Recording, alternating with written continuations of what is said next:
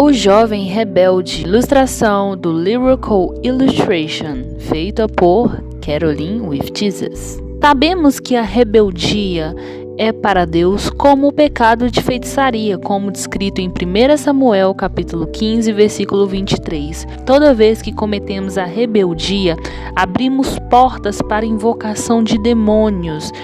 Assim como o caldeirão da bruxa que está fazendo feitiçaria e está invocando demônios naquele caldeirão, assim nos tornamos um caldeirão, invocando demônios para nós mesmos. A seguir, vocês verão obra da rebeldia na vida de um jovem. Vamos lá?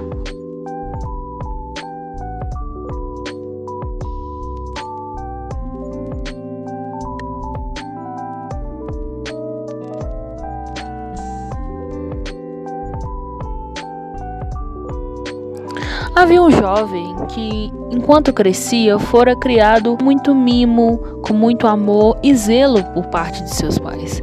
Porém, essa criança foi crescendo rebelde, uma criança muito mimada, que queria tudo porque queria, na hora que queria. Conforme foi se tornando adolescente, jovem, começou a se envolver com as coisas erradas. Começou a beber muito, a sair com os amigos, se drogar e cometer até pequenos delitos. Trazia muito problema para os seus pais. O seu pai sempre o dizia: menino, toma cuidado, não fica fazendo essas coisas erradas, porque primeiro você está decepcionando a Deus, você está cometendo pecado. E o menino não queria nem saber, falava: pai, a vida é minha, eu vou fazer o que eu quero. E o pai sempre o corrigia, porque ele era de menor, até que ele ficasse de maior, atingisse a maioridade. E aí ele começou a cometer crimes, né? Assaltava uma pessoa, se envolvia com grande quantidade de drogas, bebedeira, acidentes de trânsito e sempre trazia problema para casa. O pai sempre estava falando e ele começou a se revoltar contra o pai. E começou a fazer até mesmo de propósito algumas coisas só para irritar o pai. Até que um dia a polícia chegou na sua casa, ele não estava nesse dia, perguntando sobre ele, porque ele tinha cometido algumas coisas e eles queriam levá-lo. E ele não estava lá. Quando ele chegou, totalmente bêbado na madrugada, os seus pais ficaram esperando sua mãe e seu pai para ter uma conversa com o garoto. Isso já tinha ido longe demais. Porém, ele chegou todo bêbado e não queria conversa. O pai chegou para conversar: meu filho, essa atitude sua rebelde, de revoltado, isso não vai te levar a lugar nenhum. Aliás, vai te levar a lugar algum. Vai ser um lugar terrível, ou a cadeia, ou a sepultura. Meu filho, você foi criado no ministério, foi criado na presença do Senhor. Não tem por que você se revoltar contra Deus, contra seus pais, contra as autoridades dessa forma. E o menino ria, debochava: falava: seu pai, eu quero viver a minha vida. A vida é muito curta. Eu quero fazer tudo que eu tenho direito. A minha carne deseja isso. Eu quero fazer todos os desejos da minha carne. Eu não quero me privar, pai, de querer algo de alguém e ir lá e pegar. Eu não quero me privar de beber todas, de me drogar, de me prostituir, de ficar com todas as mulheres. Eu não quero me privar, pai, de realizar o desejo da minha alma. E o pai, ouvindo aquilo ali, ficou muito triste. Começou a falar: olha, tudo bem, você quer fazer isso? Mas você não vai fazer isso aqui debaixo do meu teto. Eu sou autoridade aqui e eu não permito que um delinquente viva aqui em casa fazendo isso, colocando os vizinhos preocupados, colocando nós preocupados. Isso não vai acontecer. O menino começou a se alterar, começou a gritar, começou a xingar o pai e falou: olha, quer saber? Eu não preciso ficar aqui debaixo do seu teto. Eu vou embora. Eu vou fazer o que eu quiser e aí eu não preciso dar satisfação para nenhum dos dois. E a sua mãe chorando no canto, sempre muito caladinha, respeitando as correções do marido com o filho. E falou: meu filho, não vai, filho. Vamos conversar, vamos mudar. O menino: não quero, mãe, eu quero fazer o que eu quero. Eu até ficaria por você, mas pelo pai eu não vou ficar, não. Ele me irrita, ele me estressa, me dá mais vontade de me revoltar. Não quero saber dele, não quero saber de Deus, eu não quero saber de ninguém. Só da senhora, mãe, mas eu não vou ficar aqui. E aí o menino pegou as suas coisas e foi embora. Os pais ficaram muito tristes, porque só corrige quem ama. Porém, não podiam permitir o menino fazendo tudo o que quer, trazendo problemas para casa. Então, deixaram ir. E aí, eles passaram um bom tempo. A mãe, na época, não tinha celular, não tinha nada. Então, ela escrevia cartas para seu filho. Porque, antes de ir embora, ela pediu, pelo menos, um endereço de onde ele estaria. Para que, se ela pudesse, um dia visitá-lo. Ele falou que podia, somente ela, o pai não. Então ela mandava sempre carta, pedindo ele para voltar, para conversar, para mudar de vida. E pequenas orações para que ele se arrependesse da sua rebeldia. Mas o menino, muito revoltado, com muita raiva, lia a carta e não respondia. E aí um belo dia, depois de um tempo, de anos, a sua mãe lhe manda uma carta falando que estava doente. Falando, meu filho, eu estou bem doente e eu acredito que eu não vou passar muito desse semestre. Falando que estava fraca, falando todos os sintomas, mas falando que estava em paz em Deus. Porém, que ela não queria morrer sem vê-lo novamente.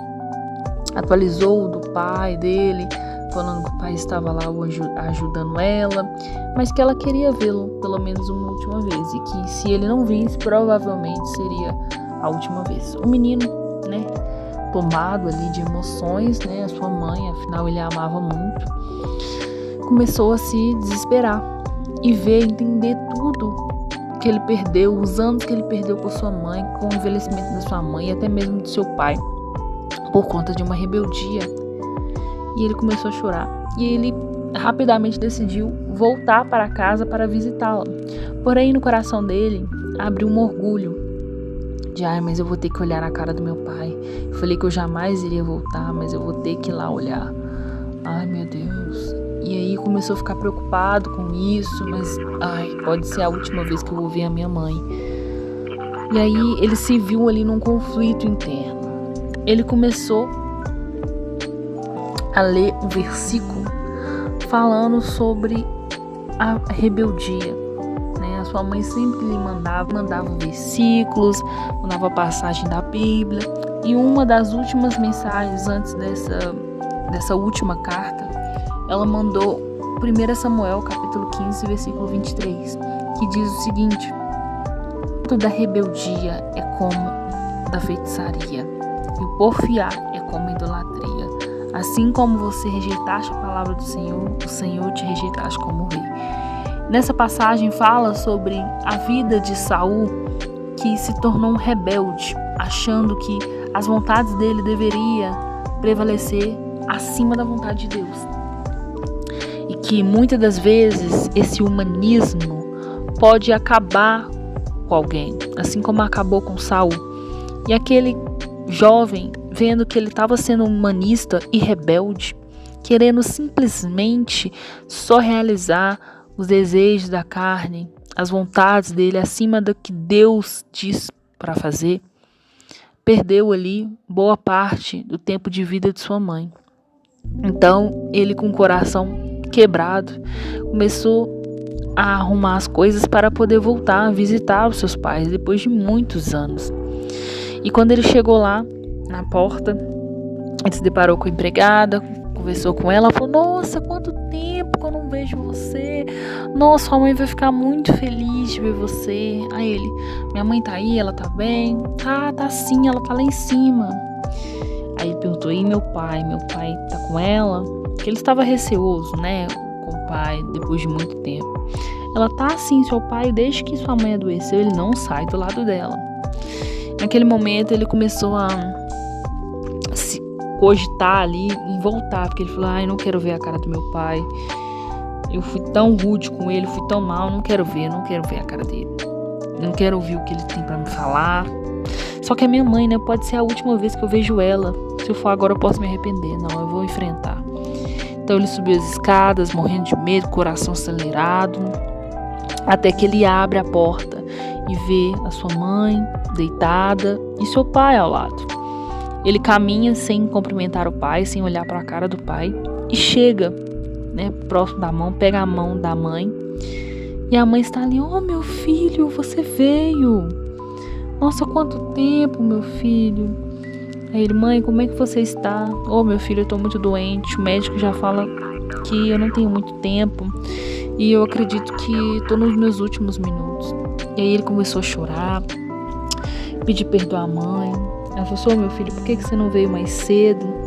Por que você ficou tanto tempo longe da gente? Quantos momentos que a gente poderia ter passado?" E o menino chorava. "Mas eu tenho meu último desejo, meu filho." Ele: "O que foi, mãe? Fala comigo que eu vou fazer." "Meu último desejo é que você se reconcilie com seu pai." E aí na hora ele parou de chorar, olhou para ela: "Meu filho, por muito tempo você carregou uma mágoa, uma revolta, não só com seu pai, mas com Deus, acreditando que Deus é injusto, que seu pai era injusto com você, porque você via a figura de Deus no seu pai.